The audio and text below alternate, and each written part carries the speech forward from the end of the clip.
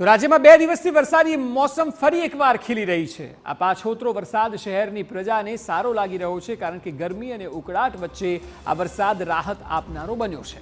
પરંતુ ઘણા વિસ્તારો એવા છે કે જ્યાં વરસાદ મુસીબત બન્યો છે, ખાસ કરીને દક્ષિણ ગુજરાત અને સૌરાષ્ટ્રના વિસ્તારો, કારણ કે અહીં નદીઓ ગાંડીતુર બનીને વહી રહી છે અને વધતા નદીના જળ ફરી પૂરની ચિંતા વધારી રહ્યા છે।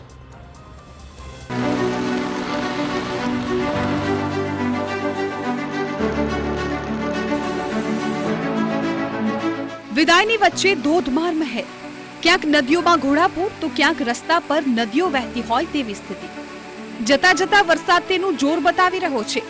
દક્ષિણ ગુજરાતમાં તો ધોધમાર હજુ ચિંતા છે, તો સૌરાષ્ટ્રની પણ હાલત સારી નથી। નદીઓ બે કાંઠે છે અને જળાશયો છલકાઈ રહ્યા છે। ભરાયેલા ડેમ આમ તો સારા છે, પણ હજુ વરસાદ પડશે તો મુસીબત વધી શકે છે। મીંઢોળા નદી થઈ બે કાંઠે, 150 થી વધુ ઘરો પાણીમાં ગરકાવ। સુરતના ગ્રામીણ વિસ્તારમાં ચોમાસું વિદાય જ લેતું નથી। જુઓ દ્રશ્યો અહીંની મીંઢોળા નદીના। ઉપરવાસમાં ભારે વરસાદ પડ્યો અને મીંઢોળા નદીમાં એવી આવક થઈ રહી છે કે તેમાં ધસમસતો પ્રવાહ આવ્યો છે। ડોસવાડા ડેમમાંથી પાણીની આવક થતાં નદીમાં જાણે કે પૂર આવ્યું હોય તેવી સ્થિતિનું નિર્માણ થયું। તેનું પરિણામ એ આવ્યું કે બારડોલીના રામજી મંદિરથી હાઈવેને જોડતો પુલ પાણીમાં ગરકાવ થઈ ગયો। આ પુલ વાહન વ્યવહાર માટે ખૂબ મહત્વનો હતો, પરંતુ નદીમાં અત્યારે પ્રવાહ એવો છે કે તે પુલ બંધ કરવો પડ્યો। બીજી તરફ નદી કાંઠાના ઘરોની હાલત કફોડી છે। નદી નજીકના વિસ્તારમાં આવેલા 150 થી વધુ ઘરોમાં પાણી ફરી વળ્યા છે। ઘરો પાણીમાં ગરકાવ થઈ ગયા છે। પાણી ભરાવાને કારણે સ્થાનિકોને તો સુરક્ષિત ખસેડી લેવાયા, જો કે ફરી લોકોને નુકસાનીનો સામનો કરવો પડ્યો છે। ડોસવાડામાંથી નવો પાણીનો પ્રવાહ વધતા મીંઢોળા નદી બે કાંઠે વહેતી થઈ છે। અત્યારે આપણે જે જગ્યા પર ઊભા છે, બારડોલીના મધ્યમાંથી પસાર થતી મીંઢોળા નદી અત્યારે બે કાંઠે વહી રહી છે। રામજી મંદિર અને વ્યારા હાઈવેને જોડતો જે ઓવરબ્રિજ છે તે હાલ પૂરતો બંધ કરવામાં આવ્યો છે। આ વખતે સિઝનમાં ત્રીજી વખત આ બ્રિજને બંધ કરાવવામાં આવ્યો છે। જે રીતે અત્યારે પાણીનો પ્રવાહ આપ જોઈ શકો છો, ધસમસતો પ્રવાહ અત્યારે જઈ રહ્યો છે। બીજી તરફ તલાવડી અને નૂરનગર અને ખાડીના નીચાણવાળા વિસ્તારોમાં પાણી ભરાયા છે। સ્થાનિકોને તો પહેલેથી જ સલામત સ્થળે ખસેડી દેવામાં આવ્યા હતા। હાલ આપણે જે દ્રશ્યોમાં જુઓ છો તે રીતે આ બ્રિજ ખાસ કરીને લોકો માટે જીવાદોરી સમાન હોતો હોય છે। અત્યારે બ્રિજ બંધ થવાથી જો વ્યારા જવું હોય તો 4 કિલોમીટરથી વધુનો ફેરાવો ફરીને જવું પડે। ફરી પૂર્ણા નદીની સપાટી વધી, નીચાણવાળા વિસ્તારોને કરાયા એલર્ટ।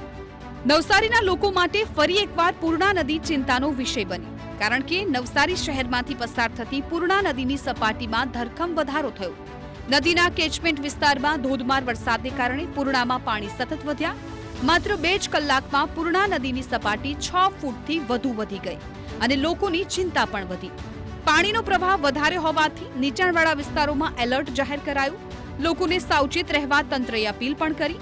જો કે પૂર્ણા હજુ ભયજનક સપાટીથી તો દૂર છે, પરંતુ અહીંનો લો લેવલ બ્રિજ વધુ એકવાર ડૂબી ગયો। ચાલુ સિઝનમાં જ આ લો લેવલ બ્રિજ 12 વખત પાણીમાં ડૂબ્યો છે। પૂર્ણા નદીનો જે કંઈક લો લેવલ બ્રિજ છે એ ડૂબી ચૂક્યો છે। નવસારીના સુપા ગામથી લઈને કુરેલ ગામને જોડતો જે રસ્તો છે એ બંધ થઈ ચૂક્યો છે। ગત રોજથી આ રસ્તો બંધ થઈ ચૂક્યો છે।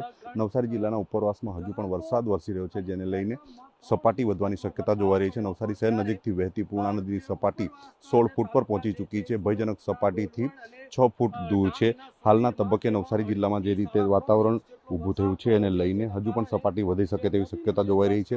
અને ખાસ કરીને ઉપરવાસમાં હવે વરસાદ જે વરસી રહ્યો છે એની સીધી અસર નવસારી જિલ્લામાં થશે એવી શક્યતાઓ જોઈ રહી છે। આજે લો લેવલ બ્રિજ ડૂબવાના કારણે જે 5000થી વધુ લોકોને સીધી અસર થાય છે। લોકો જે લો લેવલ બ્રિજ ડૂબી જવાના કારણે લોકોએ ચક્રાઓ ખાઈને પોતાના ગંતવ્ય સ્થળે જવા માટે મજબૂર બનવું પડ્યું છે। આ એક લો લેવલ બ્રિજ છે જે દર વર્ષે પાણીમાં ગરક થઈ ગયો હતો। ચાલુ વર્ષે 12 વખત પાણીમાં ડૂબ્યો છે, જેને લઈને લોકોની સમસ્યામાં વધારો થયો છે।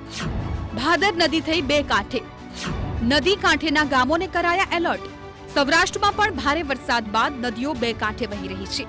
રાજકોટના જેતપુરની ભાદર નદી ધસમસતી પસાર થઈ રહી છે। ભાદર ડેમમાંથી પાણી છોડાતા ભાદર નદીમાં પૂર જેવી સ્થિતિ છે। ભાદર ડેમ ઓવરફ્લો થતા 15 દરવાજા ખોલવા પડ્યા, જે બાદ નદીમાં એવું તો પાણી આવ્યું કે જેતપુરના બેઠી ધાબી પુલ પાણીમાં ગરકાવ થઈ ગયો અને લોકોને અવરજવર પર પ્રતિબંધ ફરમાવવામાં આવ્યો। સાથે જ ભાદર નદીને કાંઠે આવેલા ગામોને પણ એલર્ટ કરાયા। ધસમસતા પ્રવાહમાં તણાઈ ગાયો। સુરવ ડેમના પાણીથી ગામડાઓમાં એલર્ટ. અમરેલીમાં પણ સ્થિતિ ગંભીર જોવા મળી. વડિયાના આ દ્રશ્યો જુઓ. ભારે વરસાદને પગલે ઉજળા ગામમાં સ્થિતિ વણસી અને એવી કે જીવ પર આવી ગયું. ઉજળા ગામની કમોત્રી નદીમાં ગાયો તણાઈ ગઈ. ધસમસતા પ્રવાહમાં 6 થી 7 ગાયો તણાઈ. આ ગાયોને બચાવવાના ખૂબ પ્રયાસો થયા. જોકે પાણીનો પ્રવાહ ખૂબ જ તીવ્ર હતો તો બીજી તરફ વડિયામાં એક દિવસમાં 3 ઇંચથી વધુ વરસાદ પડી ગયો અને વડિયામાં આવેલો સુરવો ડેમ ભરાઈ ગયો, જેથી ડેમના 3 દરવાજા 1 ફૂટ ખોલીને પાણી છોડાયું, જેને પગલે નીચાણવાળા વિસ્તારોને એલર્ટ કરાયા. ભાદર 1 અને ભાદર 2 ડેમ થયા ઓવરફ્લો. બંને ડેમમાંથી છોડાયું પાણી. નીચાણવાળા ગામોને કરાયા સચેત. ઉપરવાસના ભારે વરસાદને પગલે ગુજરાતના વિવિધ જળાશયોમાં નવા નીરની આવક થઈ. ત્યારે સૌરાષ્ટ્રની જીવાદોરી સમાન ભાદર 1 ડેમ અને ભાદર 2 ડેમ પણ ઓવરફ્લો થયા. વાત કરીએ ભાદર 1 ડેમની તો ડેમ ઓવરફ્લો થતા તેના 15 દરવાજા 6 ફૂટ સુધી ખોલવામાં આવ્યા.